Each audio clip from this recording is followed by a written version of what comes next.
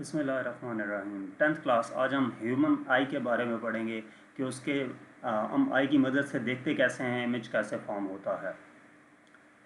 Human I acts like a camera in place of the film the retina records the picture. Human आई और camera, जो camera है basically वो human आई को देखते हुए ही बनाया गया है। आई में जो इमेज होता है वो रेटिना पे बनता है, जबकि कैमरा में जो फिल्म होता है, जो इमेज बनता है वो फिल्म पे बनता है। The eye has a refracting system containing a converging lens. The lens forms an image on the retina, which is a light sensitive layer at the back of the eye. यानी कि जो आई में होता है, image जो create होता है वो किस पे क्रिएट होगा? रेटिना पे क्रिएट होगा। और रेटिना क्या है? एक सेंसिटिव लेयर है बैक ऑफ द आई पे, जहाँ पे इमेज फॉर्म होता है इस लेंस में से जब रेस पास होती हैं तो तब। In the camera, the distance of lens from film is adjusted for proper focus, but in the eye, the lens changes focal length. अब कैमरा में क्या होता है? लेंस का जो डिस्टेंस है वो एडजस्ट किया जाता है, उसके ज़रिए से हम प्रॉपर फोकस करते हैं। मतलब लेंस को आपने देखा होगा कि जो DSLR कैमरा यूज़ किया जाता है उसका फोकस हम खुद सेट करते हैं, या तो ऑटो पे सेट कर देते हैं या फिर मैनुअली अगर उसको यूज़ करें तो हम रोटेट करके उसका फोकस खुद सेट करते हैं। लेकिन जो आई होती है इसमें क्या है कि ये जो लेंस है ये हमारे पास चेंज होता है, मतलब इसकी जो फोकल लेंथ है वो चेंज होती रहती है। अगर हमने नज़दीक के किसी ऑब्जेक्ट को देखना है तो इसकी फोकल लेंथ कुछ और हो जाती है, अगर दूर के ऑब्जेक्ट को देखना हो तो फोकल लेंथ कुछ और हो जाती है। ये हम आगे स्लाइड्स में देखेंगे। Light enters the I through a transparent membrane called the cornea. अब हम क्या कर रहे हैं कि इमेज कैसे फॉर्म होता है वो आपको बताने जा रहा हूँ। लाइट एंटर होती है कहाँ से? ट्रांसपेरेंट मेम्ब्रेन से, जिसको कॉर्निया का नाम देते हैं। ठीक है, इधर से लाइट रेज एंटर होती हैं। The iris is the coloured portion of the I and controls the amount of light reaching the retina. ये आयरिस जो है ये क्या है? कलर्ड पोर्शन है आई का, और ये क्या कंट्रोल करता है? लाइट, अमाउंट ऑफ लाइट को कंट्रोल करता है जो कि रेटिना तक पहुंचेगी। It has an opening at its center called the pupil. The iris controls the size of the pupil. अब इसकी जो ओपनिंग होती है वो कहाँ पे होती है? आयरिस के दरम्यान में जो ओपनिंग है वो क्या है? उसको हम पपिल का नाम देते हैं। और इस पपिल को कौन कंट्रोल कर रहा होता है?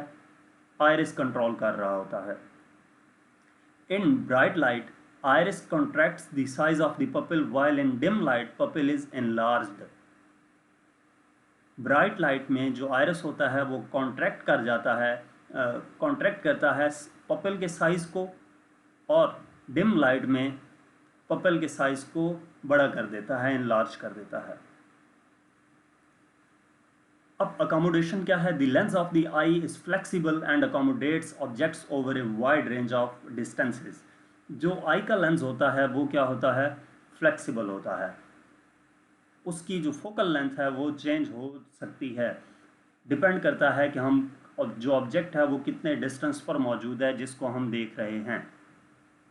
The camera focuses the image of an object at a given distance from it by moving the lens towards or away from the film, but eye has different adjusting mechanism for focusing the image of an object to the retina.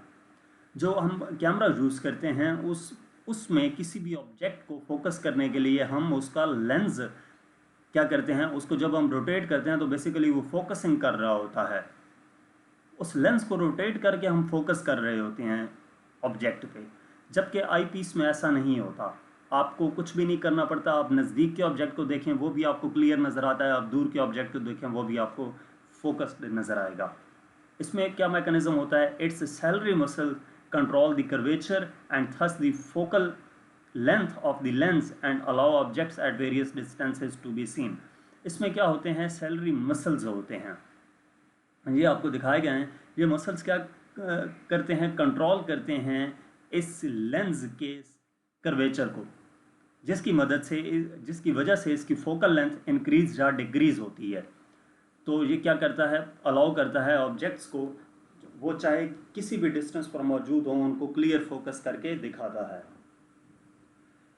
If an object is far away from the eye, the deviation of the light through the lens must be less.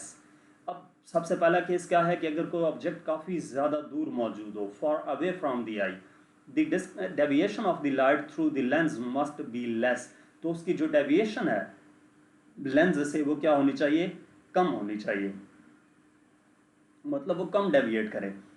To control this these ciliary muscles relax and decreases the curvature of the lens, thereby increasing the focal length. अब ऐसा करने के लिए जो salary muscles होते हैं ये control करते हैं इस लेंस के सेंटर ऑफ कर्वेचर को, जिसकी वजह से उसकी जो फोकल लेंथ है वो इंक्रीज कर जाती है। फोकल लेंथ इंक्रीज करने से जो डिस्टेंस ऑब्जेक्ट है उसकी जो डेविएशन है वो कम होती है। The rays are thus focused on the retina, producing a sharp image of the distant object. तो इसकी वजह से क्या होता है, ये जो लेंस है उसमें से रेस पास होने के बाद इस रेटिना पर इमेज फॉर्म करती हैं। तो ये जो लेंस है वो रिलैक्स कब होगा या उसका जो फोकल लेंथ है वो इंक्रीज कब होती है, जब हमने किसी ऐसे ऑब्जेक्ट को देखना हो जो बहुत ज़्यादा दूर मौजूद हो।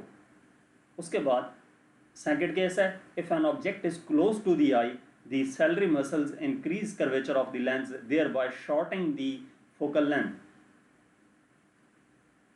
तो अब ऐसा ऑब्जेक्ट जो बहुत ज़्यादा नज़दीक हो और उसको हमने देखना हो तो उसके लिए क्या होता है कि जो लेंस है, जो सैलरी मसल्स होते हैं वो क्या कर जाते हैं, वो टेंस हो जाते हैं, वो इंक्रीज कर देते हैं इस लेंस के कर्वेचर को, जिसकी वजह से इसकी जो फोकल लेंथ है वो शॉर्ट हो जाती है, कम हो जाती है।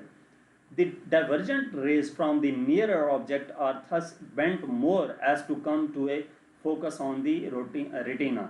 तो जो डाइवर्जेंट रेज होती हैं, जो रेज डाइवर्ज कर रही होती हैं नियरर ऑब्जेक्ट की, वो बेंड करती हैं, तो वो क्या करती हैं, इस रेटिना पर इमेज फॉर्म कर देती हैं। तो ये दोनों केसेस थे कि ऑब्जेक्ट दूर हो या नज़दीक हो उसका इमेज कैसे रेटिना पे फॉर्म होता है। The variation of focal length of eye lens to form a sharp image on retina is called accommodation. अब accommodation की ये definition है कि variation of focal length, कि focal length vary करती है eye lens की, किसी भी image का किसी भी object का sharp image retina पे बनाने के लिए, किसी भी इमेज का शार्प इमेज रेटिना पे बनाने के लिए जो फोकल लेंथ की जो लेंस की फोकल लेंथ है वो वेरी करेगी, इसको हम क्या नाम देंगे, अकोमोडेशन का नाम देंगे। यानी कि लेंस अपनी फोकल लेंथ चेंज करता है किसी भी ऑब्जेक्ट को फोकस करने के लिए, उसका इमेज रेटिना पे शार्प इमेज, क्लियर इमेज बनाने के लिए। It is large in young people while it goes on decreasing with age. जो इसकी वेरिएशन होती है वो लार्ज होती है यंग पीपल में, जबकि एज के साथ साथ ये जो वेरिएशन है ये क्या होती जाती है, अकोमोडेशन कम होती जाती है। इसी वजह से जो ज़्यादा उम्र के लोग होते हैं उनको क्लियर नज़र नहीं आती चीज़ें, उनको ग्लासेस यूज़ करनी पड़ती हैं। फिर डिफेक्ट्स इन अकोमोडेशन में be corrected by using different type of lenses in the eye glasses. जो डिफेक्ट्स होते हैं किस में, अकोमोडेशन में, कि जो आई लेंस है वो प्रॉपर क्या नहीं कर रहा, उसके जो मसल्स हैं वो रिलैक्स नहीं कर रहे लेंस को, या कॉन्ट्रैक्ट नहीं कर रहे लेंस को, मतलब जो लेंस की फोकल लेंथ है वो इंक्रीज या डिक्रीज प्रॉपर नहीं कर रहे, तो उसके लिए क्या किया जाता है, आई ग्लासेस यूज़ की जाती हैं, लेंस यूज़ किए जाते हैं। In the following sections we will describe defects of vision and their remedies. Defects हम देखेंगे विजन के और उनको हम दूर कैसे कर सकते हैं वो हम देखेंगे। तो नियर पॉइंट और फार पॉइंट सबसे पहले हम देखते हैं। नियर पॉइंट क्या होता है, the near point of the I is the minimum distance of an object from the I eight which it produces a sharp image on the retina. Near point वो point होता है कि आई से minimum distance, आंख से minimum distance, जिस distance पे हम किसी भी ऑब्जेक्ट को क्लियर उसका शार्प इमेज हम देख सकें। ठीक है, ऐसा डिस्टेंस, वो मिनिमम डिस्टेंस जिस डिस्टेंस पे हम आम आंख की मदद से क्लियर इमेज देख सकें किसी भी ऑब्जेक्ट का, उसको हम क्या कहते हैं, नियर पॉइंट कहते हैं, और ये ऑलमोस्ट 25 सेंटीमीटर है। This distance is also called the least distance of distinct vision. इसको हम least distance of distinct vision कहते हैं। An object closer to the eye than the near point appears blurred. ऐसा ऑब्जेक्ट जो कि near point से नज़दीक हम रखेंगे उसका इमेज ब्लर बनेगा। For people in their early 20s with normal vision, the near point is located about 25 centimeter from the eye. कि नियर पॉइंट जो होता है वो 25 सेंटीमीटर होता है नॉर्मल पर्सन का। It increases to about 50 centimeter at the age 40 years and to roughly 500 centimeter at the age 60 years. कि 50 साल की एज तक पहुंचने पे ये जो 25 सेंटीमीटर का होता है ये कितना हो जाता है, 50 सेंटीमीटर तक हो जाता है 40 साल में, और 60 साल की उम्र में 500 सेंटीमीटर तक हो जाता है। यानी कि नज़दीक की चीज़ें फिर क्लियर नज़र नहीं आती। Near point. अब इसके बाद जो दूसरा फार पॉइंट है, यहाँ पे ये टाइपिंग मिस्टेक हुई है, यहाँ पे फार पॉइंट आएगा। The far point of the I is the maximum distance of distant object from the I on which the fully relaxed I can focus. Far point वो पॉइंट होता है कि वो मैक्सिमम डिस्टेंस, जिस distance पे जो आई है वो क्लियर इमेज देख सके किसी भी ऑब्जेक्ट का, तो उसको हम क्या कहते हैं, फार पॉइंट कहते हैं। A person with normal eyesight can see objects very far away such as the planets and stars, and thus has a far point located at infinity. Majority of people not have normal eyes in this sense. तो क्या है कि जो normal आई site होती है, जो आम इंसान, जो नॉर्मल इंसान है वो क्या कर सकते हैं, उनकी आई साइट अगर नॉर्मल हो तो उसकी मदद से वो काफ़ी दूर ऑब्जेक्ट्स को भी देख सकते हैं, जैसे मून है, स्टार्स हैं, प्लैनेट्स हैं, उनको हम आम आँख से देख सकते हैं। तो अगर हमें वो क्लियर नज़र आए तो इसका मतलब क्या है कि हमारी आई साइट ठीक है। तो यहाँ तक हमारा आज का लेक्चर था। नेक्स्ट लेक्चर के लिए मेरा यूट्यूब चैनल देखें। Thank you.